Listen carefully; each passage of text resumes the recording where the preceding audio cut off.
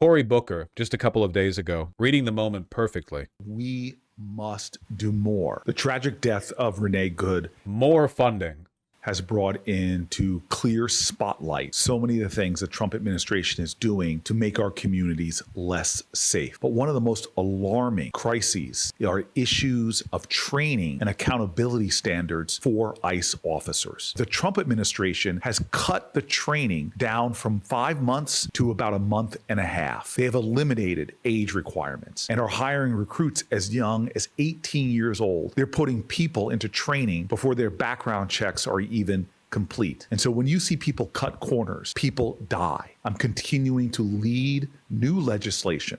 I just like, and I hope nobody watching this would disagree with this.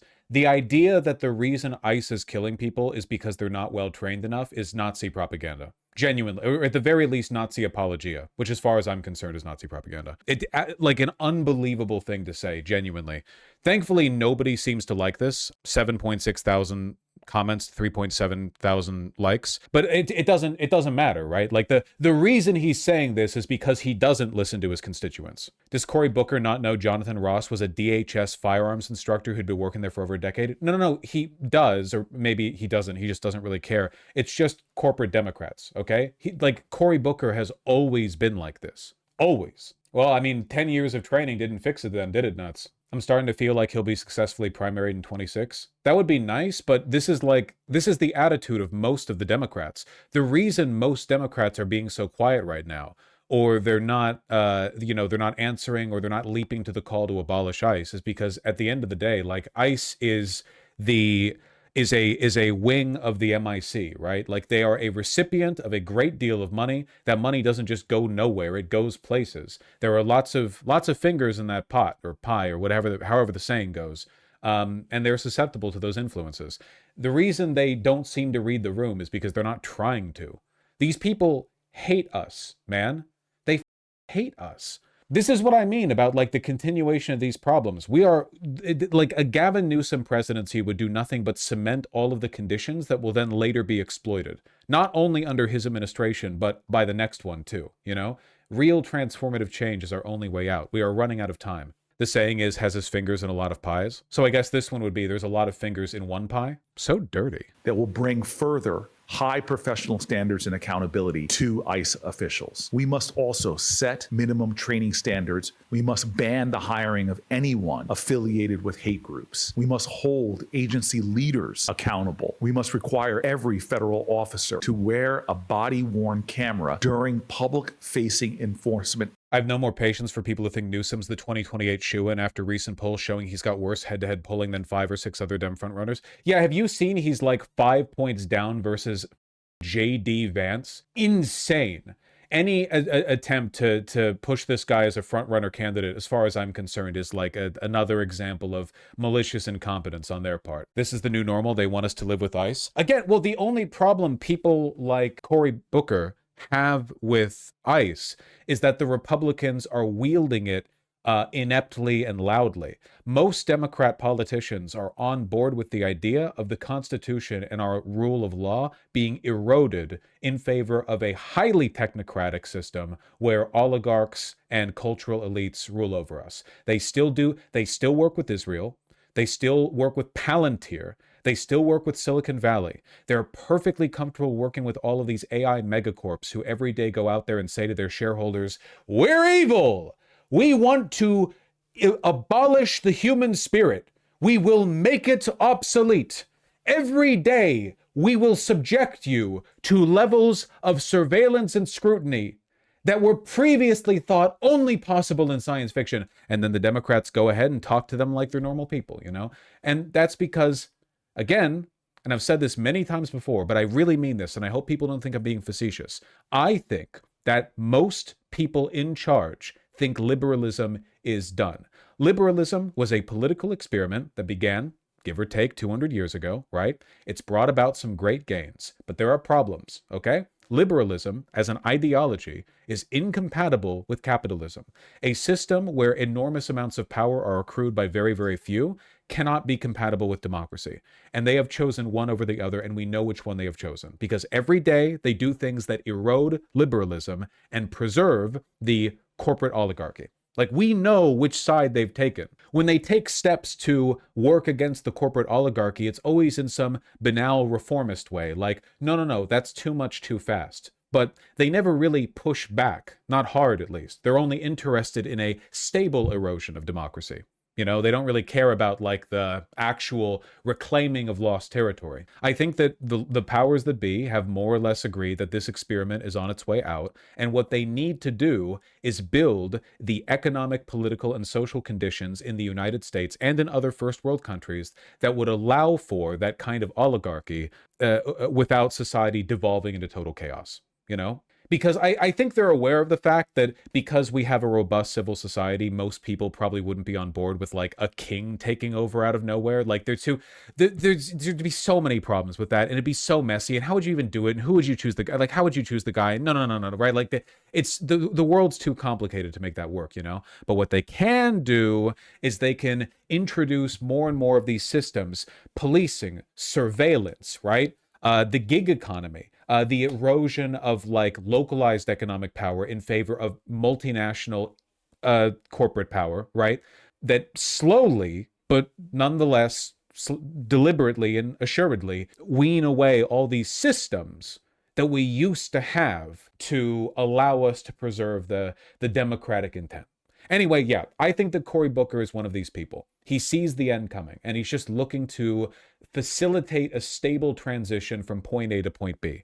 His problem with the Republicans is that they're doing an unstable transition. They're facilitating an unstable transition. Don't you think this kind of unique incompetence and stupidity was common back in the day too? No, I do not. I do not think there is much of a historical equivalent for this behavior from the Democrats. Or if you do see a historical equivalent, it's usually because they're in service of the same powers. Like people who are nominally in favor of one thing, very transparently supporting another thing, usually history unveils the reason, because they were in the pocket of the people who benefited from the second thing. I just think that what we're seeing now is more foundational, more transformative. What happened to the US, man? It's not just the United States. Not just the United States. The exact same thing is happening just as quickly, if not faster, in the United Kingdom. It's happening in France. It's happening in Germany. They have the same surveillance well, I shouldn't overstate my case.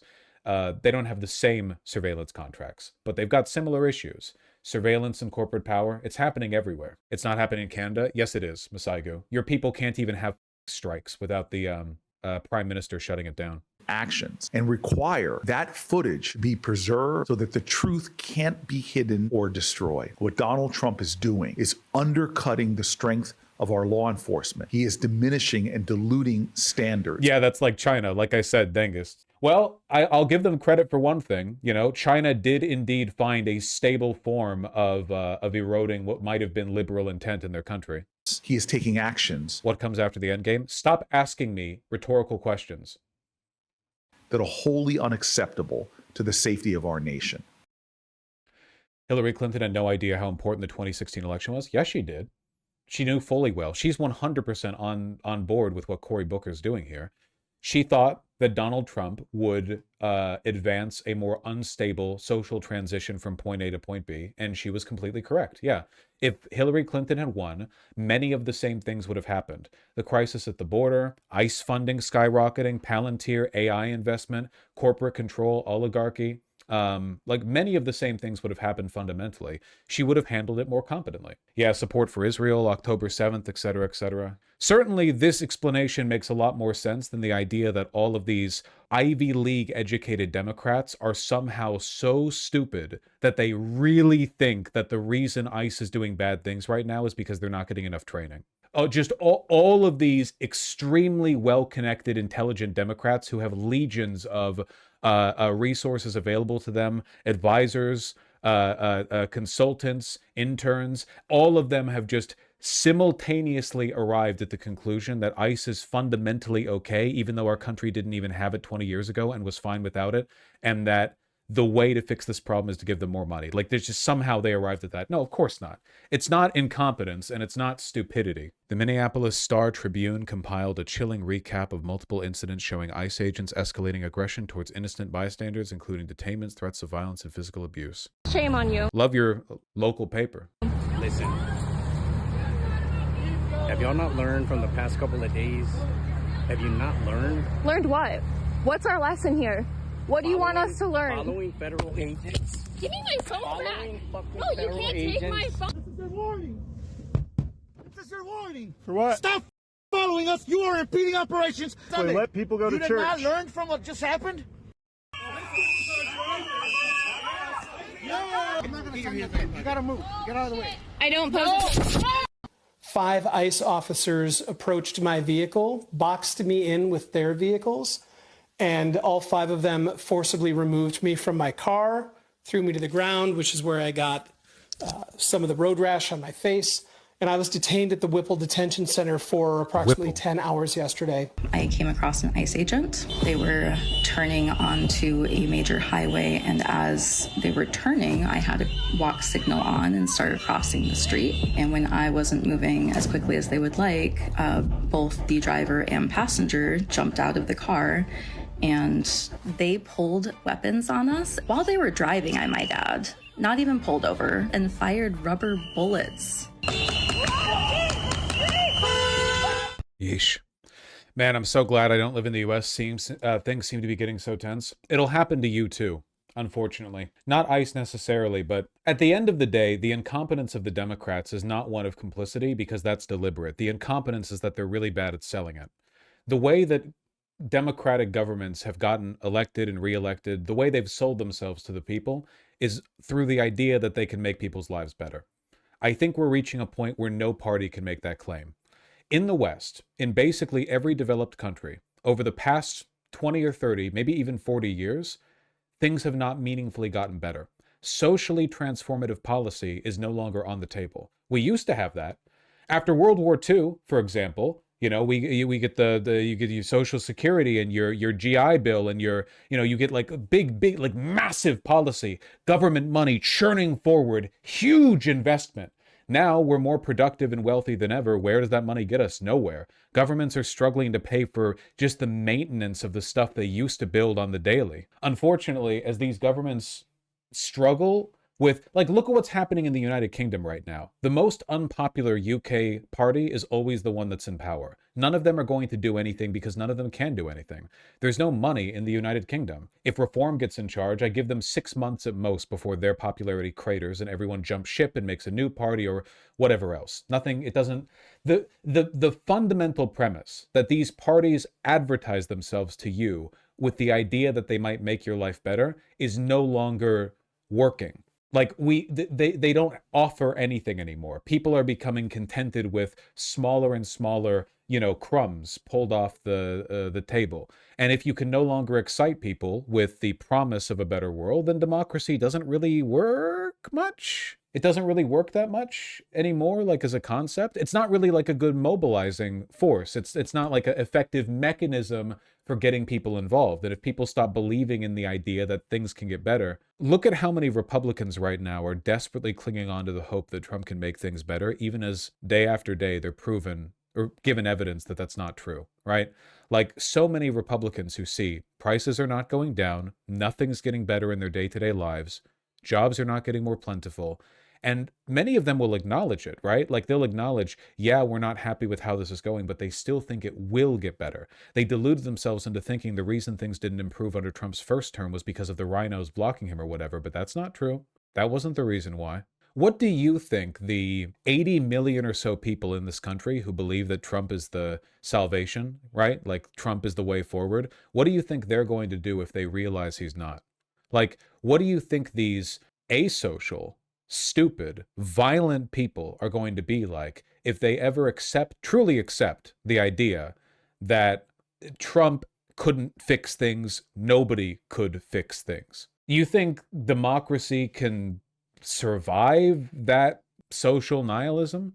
I think that's why they're all in favor of Palantir and AI and corporate oligarchy and so on. They think that as this system falls apart, which it will, like, soon, it is now, and it will only get worse, they want to jump ship, they want to move to something more stable. And I think that most people in power right now think the future is AI, technocracy, oligarchy, surveillance, right? Like, the only way humanity can survive the realization that things aren't getting better is if you shift expectations. It's not about getting better anymore. Now, safety and stability are the new things on the table. Don't expect things to improve. But if the AI companies, Palantir, whatever else, if we can make crime zero or close to zero by putting surveillance cameras in every grocery store aisle, all connected to a big database that deploys drones to your location if something goes awry, if we can stop shoplifting because every time you check out at the grocery store, you've got, modern supercomputers analyzing your hand movements to make sure that you never, ever, ever reach into your pocket while carrying something that hasn't been scanned yet. If we can give people stability, maybe that's enough. Maybe that's better than not being able to give them stability, but also not being able to give them hope. Sorry, I understand that I'm rambling, but I genuinely think that's I genuinely think that's the reason you get shit like this. I really do. I think they're making a bid for the future. It's a very, very dark one, but I think that's what they think things are going to pan out to be. I think they're wrong, though. See, the problem is they ain't watched enough of my streams. I don't think that what they're betting on is actually a stable social form. Funnily enough, stability isn't actually that stable. There are necessary levels, Durkheim writes on this, there are levels of socially required friction that you have to allow. The absence of those degrees of social friction create instability in themselves. Like a bridge, you can't build a bridge perfectly rigid. If you do, then the next earthquake will bring it down. You need it to have flexibility at its joints and parts and so on. A good example of this would be like the Soviet black market. Under Stalin, the USSR was incredibly totalitarian and a surveillance state, at least in its larger cities. And there were many instances of people just saying the wrong thing or gesturing the wrong way and being disappeared because of it. But a robust black market was still allowed to exist because the belief that they still had some degree of freedom outside the eyes of the government. It wasn't real. The government was fully aware of the black market, right? But the idea that they had that was necessary to them. It allowed them the belief that they could still operate outside the the totalitarian surveillance state. You need those socially necessary degrees of friction. You understand. Yeah, prisoners. Prisoners are given freedom to trade and steal and so on, often in prisons, because it's actually worse if they're not. If you don't allow them some minor degree of criminality within the prison, they tend to get agitated and more violent than they would otherwise be. Vaush, you talk about lack of stability, but your country has been the standard of stability. Have you been anywhere in Latin America? You're thinking of a different kind of stability. See, the Latin American tendency towards junta and revolution and coup attempt facilitated by the CIA and so on, that is actually, in a way, its own form of stability because it still produces in its population a desire to see the world better. The stability that I'm referring to is a gray nothingness, the opposite of what Latin America is, at least in my mind, I guess. People in Latin America still believe strongly, hope for the future, but we're losing that right now in the US and the UK. It's not really about stability as in like low crime rate, more about stagnation and the resignation to the idea that things can't be improved. I think a lot of people in most Latin American countries still have a pretty high bar above them, right? There's like a big old ceiling up there. They think there's still something that can be done.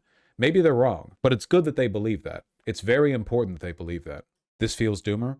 No, I think that it's a prescription. It's an explanation of how Cory Booker and people like him think about the world. I don't think about the world this way because I don't think the world they think that they're building is actually stable.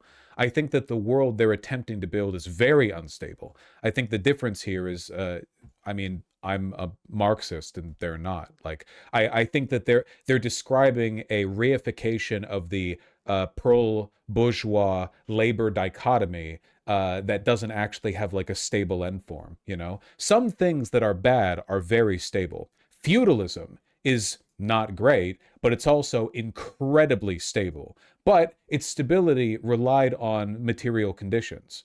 Feudalism stopped being stable in many places as soon as the technology that facilitated it was made obsolete, Much like how people stopped building big castles after cannons were invented, Who's going to build a castle when, you can build a machine that can knock it down from a great distance, right? What's the point? Cannons become more and more plentiful. Now you build forts, big walls that you fire from, but you wouldn't build a castle keep, Nobody's going to storm your keep with swords, right? They're going to knock it down from the outside. And if nobody's building castles, how do you do feudalism? The whole point of feudalism is that you have like a central power base where an aristocrat, a lord, a king or whatever, you know, they rule from like a fortified central position, and then you have these distributed, you know, lands that are owned by the lord but run by the serfs, and you don't return to stability by returning to the previous like idioform, because the material conditions beneath your feet, it's senseless, you know. It would be like acknowledging that you are standing stably upright with both of your feet level because you're on flat ground, but then later you're standing on a staircase and you attempt to return to stability by placing your feet at equal heights, irrespective of the fact that each of your feet are on different steps. All you'll be doing is raising the lower foot up the height of one step. You're not actually stabilizing yourself. You're doing the opposite. So techno-feudalism is lazy thinking? Yes, it is. It's lazy, and it's ideologically vacuous. And there's a reason why the people who push for it, like Peter Thiel, are actually genuinely very stupid, very dumb. Those Curtis Yarvin, Peter Thiel, JD Vance types who all seem to like push it or forefront it, they don't really talk about the details that much, because the detail they're focused on is the one where they get to be king. That's what they care about. I hope you all take it to heart. This is because if you're ever wondering why I feel the way that I do, this is my guiding theory right now for why things are like this. You know, this is like when I make prescriptive statements, or when I say this is why this is what I believe. I think this is what they're pushing for. And this is what we have to be ready for. It's the reason why you can't trust these Democrats. Oh, I see people in YouTube chat are being disagreeable. I can address this very briefly. Vaush's life has also substantially improved over the last 20 years. In the United States, over the past 20, 30, 40 years, we have not seen a substantial improvement in the material quality of life for most people. I would argue it has been the opposite. Obviously, technological advancements have continued, but social advancements and the allocation of existing wealth has skewed unequally. In many cases, not just unequally, but against us. Like, again, yeah, tech has gotten better, but that's not really what I'm talking about. There is no iPhone model that will cure income inequality. It's been getting worse, you know? And I'm not the only person to say that, right? It's pretty understood. Vaush needs to refrain talking about Latin American politics. It's embarrassing. I don't think I said anything inaccurate. I think my assessment that many countries in Latin America, despite the continuous political instability, still believe in democracy, believe in the idea that if you elect the right person, things can be made better. I think that that is more prominent there than it is in the United States and the United Kingdom. And I think that's because there's the ceiling is higher above, right? They haven't had this like big period of imperial decay the way that we have, where you have, you know, it seems like you've achieved everything, and then it turns out the only thing you got for it was corporate acquisition of everything that used to be thought of as a common good. Is there anything we can do to push back against techno-feudalism? Sure, because it's not a real thing.